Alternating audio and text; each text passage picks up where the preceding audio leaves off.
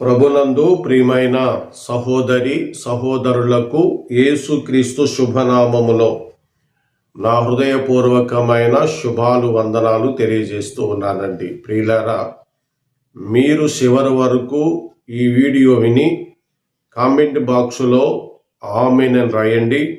అంతేకాదు లైక్ కొట్టండి. ఇట్లా నేను ఎందుకు అడుగుతున్నాను అంటే దీని నుండి నాకేదో లబ్ధి వస్తుందని కాదు. నేను ఈ పరిచర్య అనేకులు వినాలని నేను ఆశపడి చేస్తున్నాను. అందరూ వింటున్నారు. మీరు వింటున్నందులకు వందనాలు తెలియజేస్తున్నాను. అలాగే మీలాగా ఇంకా కొందరు వినటానికి ఈ లైక్ అవసరం. ఆమేన్ అని కామెంట్ బాక్స్లో మీ ప్రార్థన అవసరతలు ఉంటే చెప్పొచ్చు. లేని ఎడల ఆమేన్ అని చెప్పుట ముఖ్యమై ఉన్నది.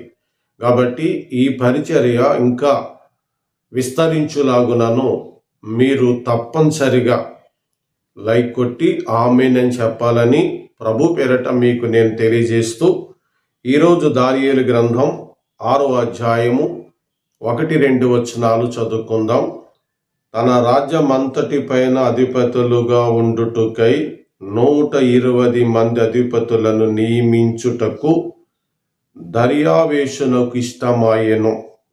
వారిపైన 3 ప్రధానులుగా నియమించెను. ఆ 3లో దానియేలు ముఖ్యుడు.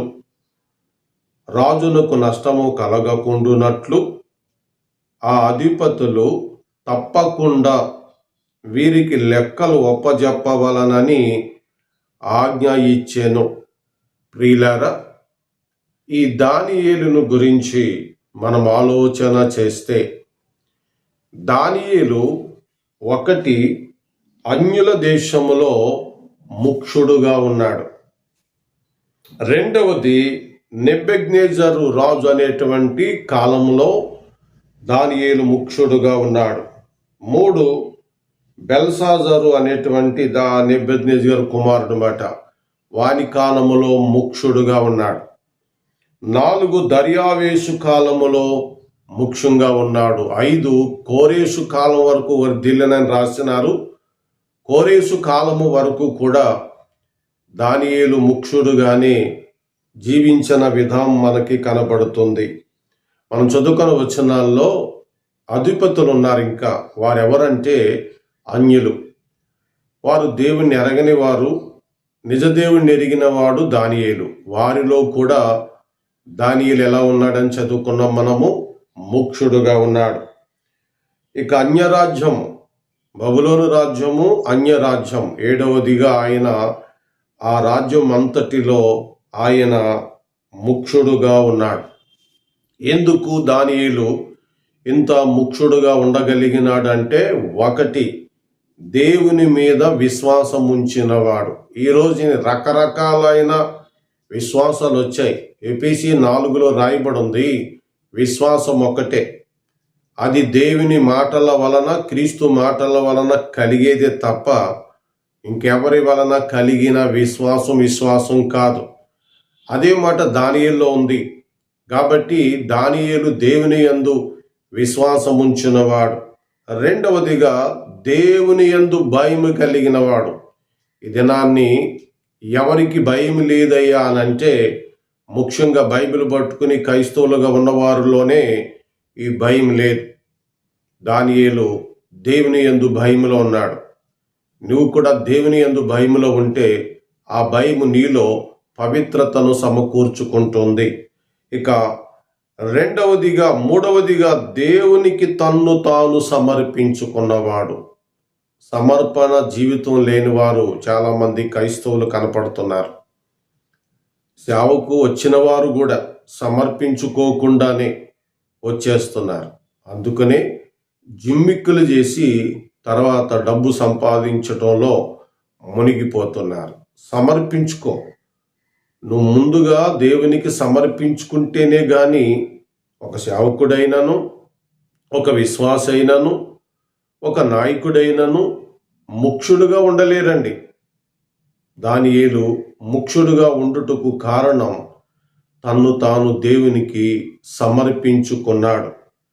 ఇక 5వది నాలుగవది, దేవుని కొరకు తన ప్రాణమును లక్ష్యము చేసిన వాడు కాదు. మీకు తెలుసు కదా, సింహాలు బోనులు అయినాను ఎలా ఉన్నాడైనా తన ప్రాణము మీద లక్ష్యం లేదు. తన మనసు అంతా దేవుని మీదనే ఉంది. మీరు కూడా ఇలాగనే ఉండండి. మీరు ఇలా ఉన్నప్పుడు మీరు ముక్షులుగా ఉండగలుగుతారు. ఐదవదిగా, దానియేలు అంతము వరకు దేవుని కొరకు బ్రతికినవాడు. అంతము వరకు దేవుని కొరకే బ్రతికినాడు. మొదటి దినాల్లో, ప్రభు నమ్ముకున్న మొదటి దినాల్లో దేవుని కొరకే బ్రతుకుతున్నట్టుగా ఉంటున్నారండి. తర్వాత తమ కొరకే. ఎందుకనంటే కొందరు నేను చూశాను, దేవుని కొరకు ఇచ్చటం కాదు కానీ వారు దేవుని సంఘానికి వెళ్తే నాకు ఎంత ఇస్తారంటారు అని అడిగి వెళ్ళిపోయిన వారు ఉన్నారు. ఆలోచించండి, ఇది ఎంత దారుణమో చూడండి. అందుకని వారు దేవుని కొరకు బ్రతికేవారు కాదు. ఆరవది, అంతం వరకు దేవునికి దాసుడుగానే జీవించినాడు. ఇదేంటండి, దేవుని కొరకు బ్రతకటం ఏంటి, దాసుడుగా బ్రతకటం ఏంటంటే దీనికి ఒక మర్మం ఉంది, చెప్తాను వినండి. చాలామంది మొదటి దినాల్లో ఆయన మాటే అంటున్నారండి, తర్వాత తన మాటే అంటున్నారు. ఇక యేసుప్రభు వచ్చినప్పుడు యేసుప్రభు ఎవరు అన్న స్టేజ్కి వచ్చేస్తున్నారు. అంటే దాసత్వము పోయి రాను రాను యాజమానత్వము పెరిగిపోతుంది. ఇక దేవుని కంటే సుఖానుభవమును ప్రేమించువారుగా అనేకులు మారిపోతున్నారు. ఈరోజు ఈ అంశం వింటున్న నీ జీవితంలో ఎట్లా ఉందో చూడండి. అంతము వరకు దేవునికి దాసుడుగానే బ్రతకాలి నీవు. మనం ఇక్కడ ఆగి మత్తయి సువార్త 20వ అధ్యాయంలోనికి వెళ్దాం. ఈ 20వ అధ్యాయంలో మనము చూసినప్పుడు 20 నుండి 28 వచనాల వరకు ఒక భాగం ఉంది. అప్పుడు జబదయి కుమారుల తల్లి తన కుమారులతో ఆయన వద్దకు వచ్చి నమస్కారం చేసి ఒక మనవి చేయబోగా, నీవేమి కోరుచున్నావు ఆయనను అడిగాను. అందుకైనా, నీ రాజ్యమందు ఈ నా 2 కుమారులలో ఒకడు నీ కుడివైపునను ఒకడు నీ ఎడమ వైపున ఒకడును కూర్చుండ సెలవిమ్మని చెప్పినారు. ఆలోచించండి, ప్రభు అంటున్నారు, అన్యుల వలె ఉండవద్దు, మీలో అలాగుండకూడదు అంటున్నాడు. నువ్వు గనుక దానియేలు వలె ముక్షుడుగా నువ్వు ఉండాలి అంటే, క్రీస్తు రాజ్యములో నువ్వు ముక్షుడుగా ఉండాలంటే, దేవుని రాజ్యములో నీవు ముక్షుడుగా ఉండాలి అంటే దానియేలు వలె సమర్పించుకోవాలి. వారు వేరేలాగా ఉంటారు, నువ్వు అలాంటి వాడు కాదు. కాబట్టి పరిచారకుడు అయి ఉండాలి. పరిచారకుడు అంటే, నేను స్థలానికి వెళ్ళి చాలా టైం అయింది కూర్చున్నాను, ఈలోపు చర్చిలో కుర్చీలు సరిగా లేవని సదురుతూ ఉన్నాను. పాస్టర్ గారు, మీరు ఎప్పుడు అలా చేయకూడదు, మీరు లోకు అయిపోతారు, నేను కూడా లోకుగా కనపడతాను అన్నాడు ఆ సొంత సంఘ సేవకుడు. ఆశ్చర్యం వేసింది. నా మనసు అది వేరు, ఆయన మనసు వేరైపోయింది. మనం ఎలా ఉండాలన్నారు ఆయన?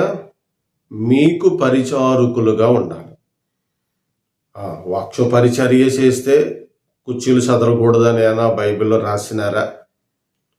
వాక్య పరిచర్య చేస్తే సాపలు వేయకూడదని ఎక్కడైనా రాసినారా? ఈరోజు మీకు ఎందుకు చెప్తూ ఉన్నానంటే, తగ్గించుకోండి. నేను అన్నిసార్లు అలా చేశానని చెప్పట్లా, వాక్యం మీదనే ఉన్నాను. నాకు మనసు వచ్చినప్పుడు, నాకు ఖాళీ కుదిరినప్పుడు ఆ కుర్చీ అక్కడ ఉండటం బాగోదని ఇతరులకు చెప్పకుండా నేనే చేస్తాను. ఇతరులు చూసినప్పుడు, ఒకవేళ వారు ఉన్నప్పుడు, అనుకూలంగా ఉన్నప్పుడు, నేను ఇక్కడి నుంచి అక్కడికి వెళ్ళనుకున్నప్పుడు కుర్చీ తీసి అక్కడ పెట్టండి అంటాను, వారు పెడతారు. చూడండి, అది ఆ పనికి వారి చేయాలని రూలు నా మనసులో లేదు. ఎందుకు ఆయన ఏమంటున్నాడు? మీలో అలాగుండకూడదు అన్యుల్లాగా, మీలో ఎవడు గొప్పవాడై ఉండగోరునో వాడు మీకు పరిచారకుడై ఉండవలెను. 27లో మీలో ఎవడు ముఖ్యుడై ఉండగోరునో వాడు మీ దాసుడై ఉండవలెను. మన ప్రభువే మనకు దాసుడు. పరిచారము చేయించుకొనుటకు రాలేదు, పరిచారము చేయుటకును అనేకులకు ప్రతిగా తన ప్రాణమును ఇచ్చుటకు వచ్చెను. అది ఆయన నిజమైన మినిస్ట్రీ చేసినాడు, నిజమైన పరిచర్య చేసినాడు. ఈ ఉదయకాలమున ఈ వర్తమానం వింటున్న నీ జీవితంలో వినయం అనేది ఉండాల. దేవునికి నేను పరిచర్య చేస్తున్నాను అని ఉన్నప్పుడే నీవు దేవుని రాజ్యములో మోక్షుడుగా ఉండగలుగుతావు. లేనిచో ఒకవేళ పక్కకు తొలగించబడతావేమో. ఆ తల్లి కోరుకున్న కోరిక మంచిదే, కానీ నీవు ఉండవలసిన రీతిగా ఉంటే ఒకవేళ నువ్వు కూడా అందులో ఒక ముఖ్యుడిగా చేరగలుగుతావు కదా. కాబట్టి ఈరోజు ఈ వర్తమానం చివరి వరకు మీరు విన్నారు, చాలా సంతోషం. గమనించండి, ఇది ఊరకనే తీసేయకండి. మనసును పెట్టుకొని మిమ్మల్ని మీరు దాసులుగా దేవునికి సమర్పించుకోండి. దానియేలు వలె ఈ లోకంలో మనం కూడా ఉన్నాము. మన చుట్టూ మంచివారు లేరు కదా, కానీ నువ్వు మేలిమైన బంగారమైన విశ్వాసంతో ఉండాలి. ప్రభు ఈ వాక్యము మనందరి హృదయములైన నింపునుగాక. ఆమేన్. ప్రార్థన. ప్రేమ నమ్మకమైన మా పరమందున్న తండ్రి, మీ ఘనమైన శ్రేష్టమైన నామమును బట్టి స్తోత్రములు చెల్లిస్తున్నాము నాయన. మహాగణుడా, నిన్ను మహిమపరుస్తున్నాం. రాజులకు రాజా, నిన్ను మహిమపరిచి ఆరాధిస్తున్నాము తండ్రి. ఈరోజు మాకు ఇచ్చినారు. ఈరోజు దానియేలు ముఖ్యుడు, మీరు కూడా మీ రాజ్యములో ముఖ్యులుగా ఉండాలని కోరి మాకు బోధ చేసినారు తండ్రి. నీకు స్తోత్రములు నాయన. మీ కుమారుడైన యేసుక్రీస్తు యొక్క మనసు మా అందరికీ అనుగ్రహించండి నాయన. మేము సంపూర్ణంగా మీ రాజ్యములో నివసించి ఆయన కొరకు బ్రతికే వారంగా అంతము వరకు దాసులుగానే ఉండేలాగునను సహాయం చేయండి. ఈ దినమందునైనా వ్యాధులతో ఉన్నారు, గుండె సంబంధమైన వ్యాధులతో ఉన్నారు, కిడ్నీ సంబంధమైన వ్యాధులతో ఉన్నారు, బీపీ షుగర్ అని వ్యాధులతో ఉన్నారు. ప్రభా, స్వస్థత పరచండి నాయన. కొందరైతే గర్భసంచి సంబంధమైన వ్యాధులతో గర్భఫలాలు పొందుకోలేక ఉన్నారు. వారికి ఆరోగ్యం ఇచ్చి వారిని మీరు దర్శించమని ప్రార్థిస్తున్నాం. ప్రతి విధముగా ఈ వాక్యం విన్న వారందరినీ ఆధ్యాత్మికంగా స్వస్థత పరచండి, శారీరకంగా స్వస్థత పరచండి, మానసికంగా మంచి బుద్ధి బలముతో ఉండుటకు, ఆరోగ్యవంతులుగా ఉండుటకు సహాయం చేయండి నాయన. ఈ దినము మీరు ఇచ్చినారు. ఈ దినపు పనులు భారము మీ మీద మోపుకొని ఉన్నాము. మీరు నడిపించండి, ప్రయాణాల్లో సహాయం చేయండి. బిడ్డలు స్కూల్కి వెళ్తుంటుండగా సహాయం చేయండి. ఉద్యోగ అవకాశముల కొరకు ఎదురు చూస్తున్నారు, సహాయం చేయండి. ఆర్థిక ఇబ్బందుల నుండి విడుదల అనుగ్రహించమని కోరుతున్నారు, సహాయం చేయండి. నూతన కార్యాలు జరగాలని కోరుతున్నారు, సహాయం చేయండి. నాయన, ఉద్యోగస్తులు ఉద్యోగంలోనైనా మంచిగా వారు సాగించాలని ఎదురు చూస్తున్నారు, కృప అనుగ్రహించమని ప్రార్థిస్తున్నాము. అలాగే నాయన, దానియేలు కూడా ముఖ్యుడుగా ఎలా అయితే ఉన్నాడో, ఈ సహోదరులు కూడా సహోదరులు కూడా వారి జాబులలో ముఖ్యులుగానే ఉండుటకు సహాయం చేయండి. ఎలాంటి తప్పు పడకుండా, నింద పడకుండా కాపాడమని ప్రార్థిస్తున్నాము. డాక్టర్లుగా ఉన్న వైద్యులందరూ మంచిగా వైద్యం చేసి ప్రజలను కాపాడుటకు మంచి మనసు వారికి ఇమ్మని ప్రార్థిస్తున్నాము. రాజకీయ నాయకులను దర్శించమని ప్రార్థిస్తున్నాం. ఈ దేశాన్ని కాపాడమని ప్రార్థిస్తున్నాం. విదేశాల్లో ఉన్న తెలుగు వారిని, ఇండియాలో అనేక భాషలు మాట్లాడుతున్న వారిని మీరు దర్శించి కాపాడండి నాయన. కొందరు విదేశాలు ప్రయాణాలు చేయాల్సింది, సహాయం చేయండి నాయన.